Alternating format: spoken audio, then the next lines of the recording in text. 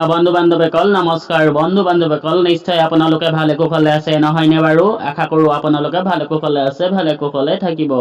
বন্ধু বান্ধৱীসকল আজি মই লৈ আছো ভাৰতৰ টপ 10 জেনেৰেল নলেজৰ কিছুমান প্ৰশ্ন উত্তৰ। বলক আজিৰ ভিডিঅ'টি আৰম্ভ কৰোঁ।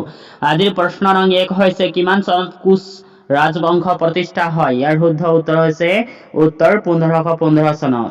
আজিৰ প্ৰশ্ন নং 2 হৈছে 1905 চনত গোলাঘাটৰ সৰু পথাৰত জন্মগ্ৰহণ কৰা আৰু 1942 চনত ভাৰত ত্যাগ আন্দোলনত শ্বহীদ হোৱা অসমৰ বিপ্লৱীজন কোন?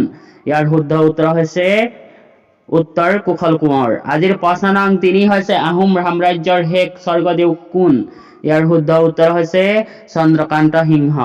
আজিৰ প্ৰশ্ন নং 4 হৈছে হিউৱেন চাং কিমান চনত অসমলৈ আহে? ইয়াৰ শুদ্ধ উত্তৰ হৈছে উত্তৰ 620 চনত। আজিৰ প্ৰশ্ন নং 5 হৈছে কিমান চনত চুকাফাৰ মৃত্যু হয়? ইয়াৰ শুদ্ধ উত্তৰ হৈছে উত্তৰ 1268 চনত।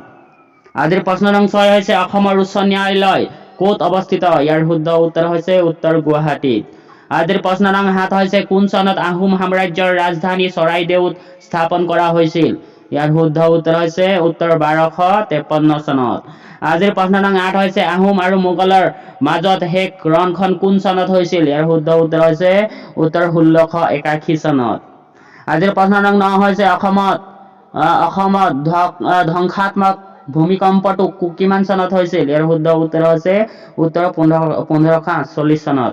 আজিৰ প্ৰশ্ন নং 10 হৈছে গুৱাহাটীৰ উচ্চ ন্যায়ালয়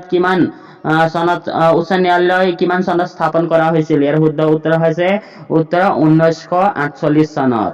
বন্ধু বান্ধৱীসকল আজিৰ প্ৰশ্ন উত্তৰ ভিডিঅ' ইমানতে অন্ত পৰিছে। আশা কৰোঁ যদিহে ভিডিঅ'টি আপোনালোকক ভাল লাগে, পচন্দ আহে তেতিয়াহ'লে যিমান পাৰে লাইক কৰি দিব, শ্বেয়াৰ কৰি দিব, ভাল এটা কমেণ্ট কৰি দিব বুলি আশা ৰাখিলোঁ। আৰু যদিহে আপুনি মোৰ চেনেলত নতুনকৈ আহিছে তেতিয়া মোৰ চেনেলটো ছাবস্ক্ৰাইব কৰি থৈ দিব বুলি আশা ৰাখিলোঁ।